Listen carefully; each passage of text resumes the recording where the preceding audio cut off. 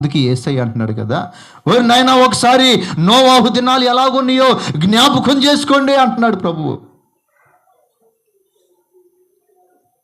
నోవాహు దినాల్లో మనుషులు వేటిపైన ఆశలు పెట్టుకొని ఉన్నారు. నోవాహు దినాల్లో మనుషులు వేటిపైన ఆశలు కలిగి జీవించి ఏమైపోయారో ఒకసారి జ్ఞాపకం చేసుకోండి నోవాహు దినాలని అని ప్రభు సెలవిస్తూ ఉన్నాడు.